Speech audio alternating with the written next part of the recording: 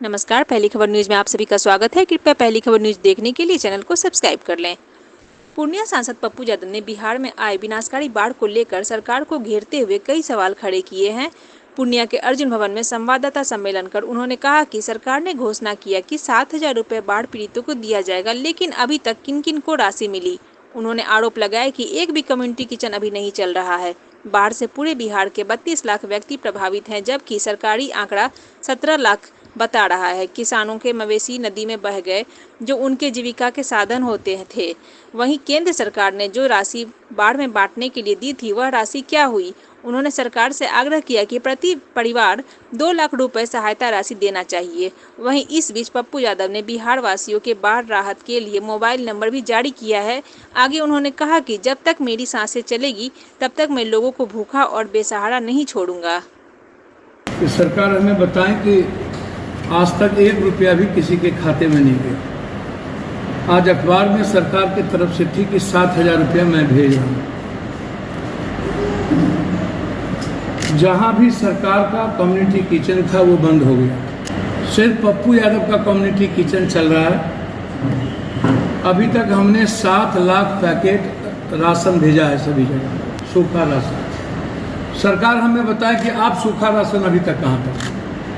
आप एक दिन हेलीकॉप्टर से आप सूखा राशन देने का प्रयास किए, वो भी 6 दिनों के बाद। 6 दिनों के बाद आपका एक हेलीकॉप्टर क्रैश कर गया और फिर आपने सूखा राशन खाना गिराना बंद कर दिया। 32 लाख व्यक्ति प्रभावित है। आप कह रहे हैं 17 लाख। सर्वे किसने किया? गांव के भीतर कौन गया? गांव के भीतर, बांध के भीतर एक भी मवेशी नहीं बची, एक भी कच्चा घर नहीं बचा, एक भी टीन फूस का और भीग का मकान नहीं बचा, एक भी अनाज नहीं बचा जो पक गए, किसी के कपड़े नहीं बचे। और किसी को यह उम्मीद नहीं थी कि रात में पानी आएगा। सब बेफिक्र को सोए हुए थे। लोगों को लगा कि हम मवेशी को खोल देते हैं, मवेशी बच जाएगा, मवेशी बच जाएगा। सबने अपने अपने मवेशी को खोल दिया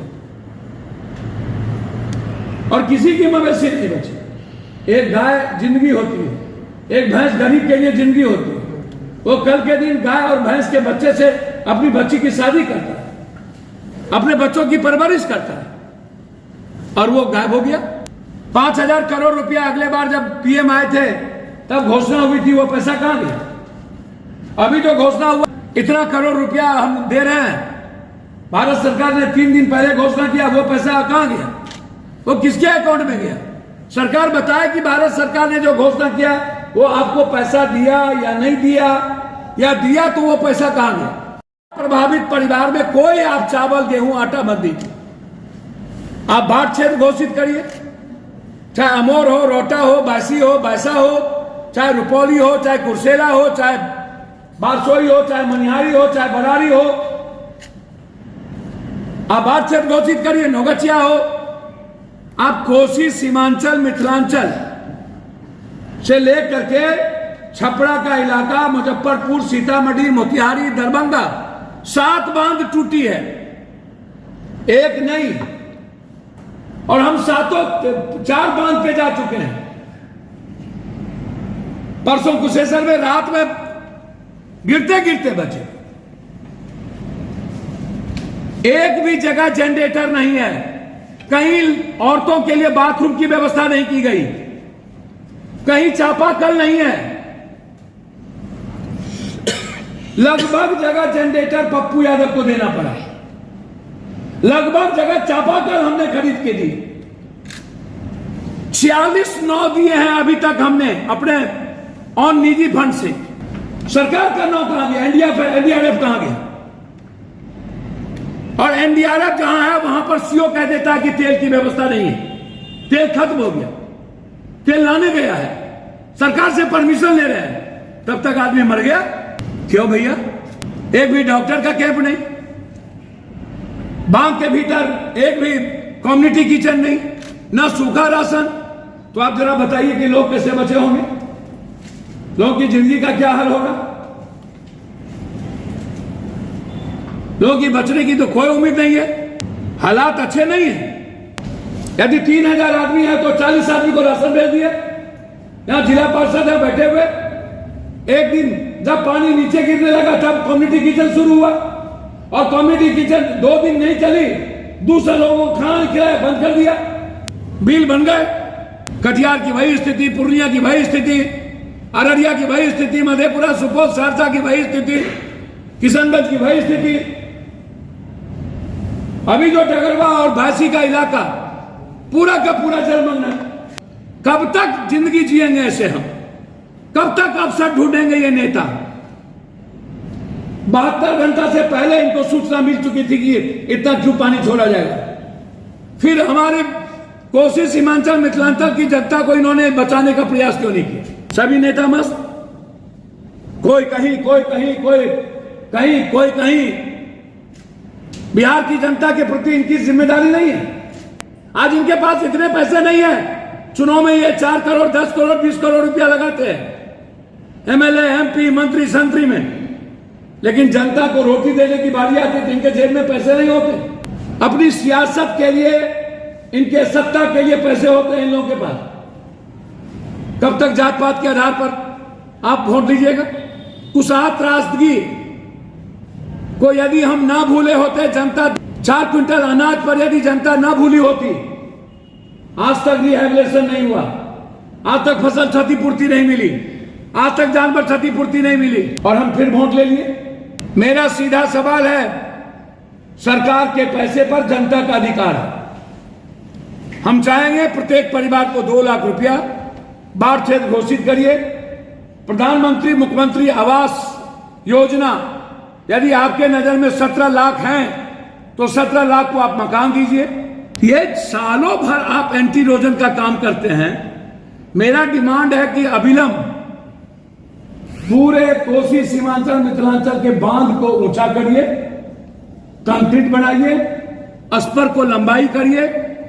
आज स्थिति यह है कि बांध और नदी इक्वल हो गया है और सीवेज नीचे हो गया है, तो कौन बचाएगा महाप्रलय से? सरकार, भारत सरकार से बात करे, एक नया फरक्का और एक नया भीमनगर बैरेज का निर्माण करे, नहीं तो महाप्रलय से कोई नहीं बचा सकता। रात में हम सोए रह जाएंगे, पूरी कोसी, सीमांचल की जनता खत्म हो जाएगी, मिथिलांचल की। इसीलिए मैंने अकाउंट नंबर भी जारी कर दिया और मैंने एक हेल्पलाइन